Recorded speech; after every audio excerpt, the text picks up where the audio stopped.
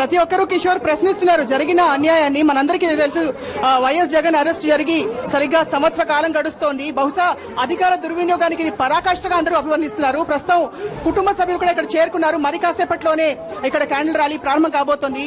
ప్రస్తుతం వైఎస్ జగన్ సతీమణి వైఎస్ భారతి గారు మనతో ఉన్నారు. భారతి గారు, చాలా కష్టంగా రాష్ట్ర ప్రజలకి, మీకు, మీ కుటుంబానికి గత సంవత్సర కాలం గడిచింది. మీకే విధంగా గడిచింది?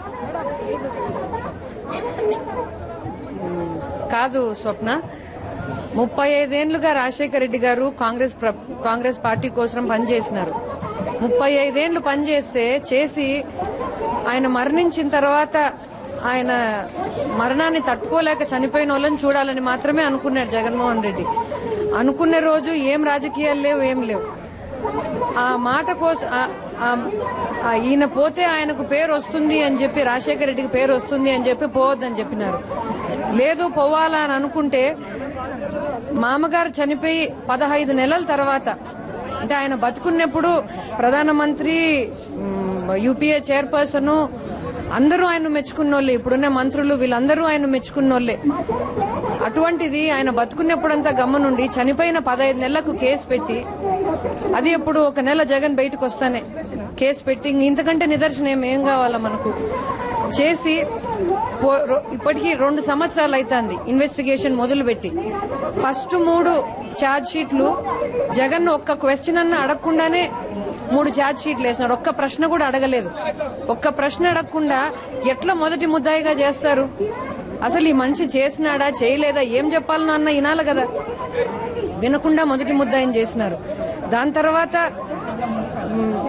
తర్వాత ఈ ఇన్వెస్టిగేటింగ్ ఆఫీసర్ వెంకటేష్ మళ్ళా ఏమని చెప్పినాడు, ఇదే కాదు ఇంకా ఒక 7-8 ఛార్జ్ షీట్లు వేస్తాం, ప్రతి దాంట్లో కూడా జగనే మొదటి ముద్దాయి అంటే, అసలు విచారణ చేయకుండానే వాళ్ళు మొదటి ముద్దాయి ఎవరు అని చెప్పేట్టుకుంటే ఇది ఎటువంటి విచారణ?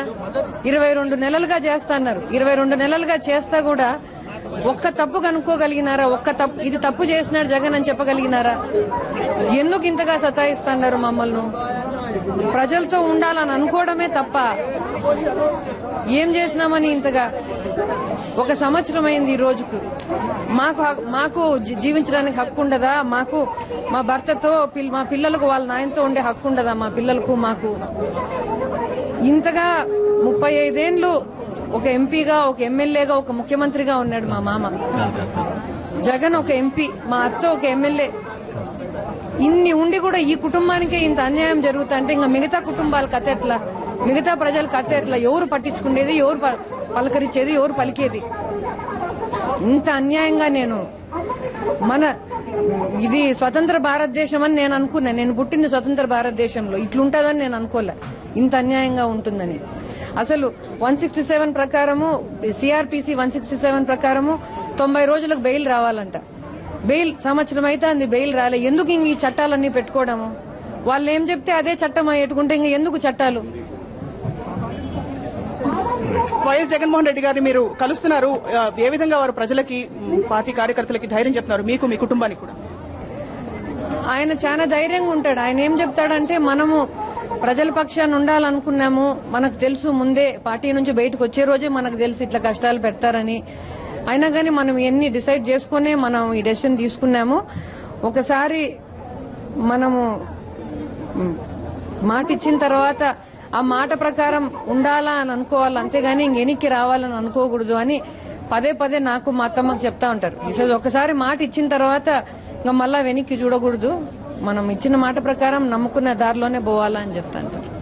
ధన్యవాదాలు భారతి గారు. సునీత గారు, మీరేమనుకుంటున్నారు? అంటే ఏ విధంగా మీరు కుటుంబంతో నిలబడుతున్నారు, అలాగే ప్రజల్లోకి వెళ్తున్నప్పుడు ఎలాంటి స్పందన మీరు చూస్తున్నారు? ప్రజలు ఇప్పుడు మీరే చూస్తున్నారంటే ఇంత మంది ఇట్లా వచ్చేసారు అంటే అన్యాయం, ఇది చాలా అన్యాయం అని అందరికీ అర్థమైంది. అది ఏ విధంగా వాళ్ళు ప్రొటెస్ట్ చేయాలనో వాళ్ళు చూస్తా ఉన్నారు. మనము ఏ అవకాశం ఇచ్చినా, పిలిస్తే చాలు వచ్చేస్తున్నారు జనాలు, పిలవకుండా వచ్చేస్తున్నారు, అట్లా వస్తున్నారు. ఇప్పుడు మన కుటుంబం సంగతి చెప్పాలి అంటే, ఈ కుటుంబానికంటే నేను చూశాను, ఈ సంవత్సరం రోజులుగా చూస్తున్నాను, ఎంత వాళ్ళకు దేవుడి మీద నమ్మకం. ప్రపంచం అంతా వాళ్ళు అంత అన్యాయంగా చేసినా కూడా దేవుడి మీద నమ్మకం ఉంది కాబట్టే వాళ్ళు ఈ విధంగా ముందుకు వెళ్ళగలుగుతున్నారు. భారతి కానివ్వండి, భారతి బిజినెస్ చూసుకోవడము, తర్వాత కేసు సంబంధించి అన్ని చూసుకోవడము, షర్మిల ఒకవైపు ఇంత ఎండల్లో మనం అడుగు బయట పెట్టలేని ఎండలు ఇవే. అలాంటి ఎండలో తను నడవటం ఏంటి, ఇంత రోడ్డు మీద నడవటం ఏంటి, ఎప్పుడు బయటికి వెళ్ళని అమ్మాయి.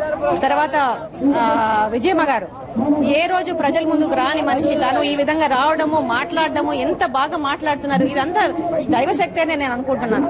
అంటే ఈ అన్యాయాన్ని ఎవరు ఎదుర్కోలేకపోయినా దేవుడు వాళ్ళ వెనకాల ఉన్నారని వాళ్ళకి ఒక ధైర్యము, అదే వాళ్ళను ముందుకు.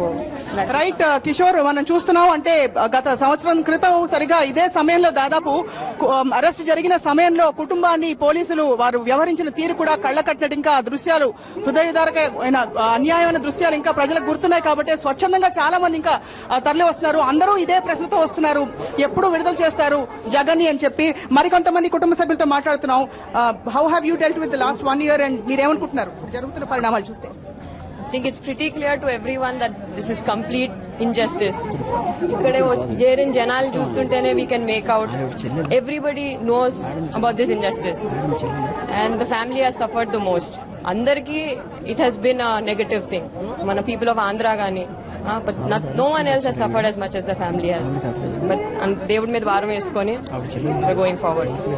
రైట్ కిషోర్, ఇది పరిస్థితి. దేవుడి మీద భారం వేస్తున్నారు, అలాగే ప్రజల అండని కూడా నమ్ముతున్నారు. ప్రజలు కూడా అదే విధంగా ఈ కుటుంబంతో నిలబడ్డారు. మనం చూసామంటే ఒకవైపు ధైర్యం కోల్పోతున్నా కూడా ఎన్నికలు వచ్చిన సమయంలో కీలకమైన ఘట్టాల్లో ప్రజలు ఈ కుటుంబానికి మద్దతుగా నిలుస్తూ వచ్చారు. కిషోర్, ఇది పరిస్థితి.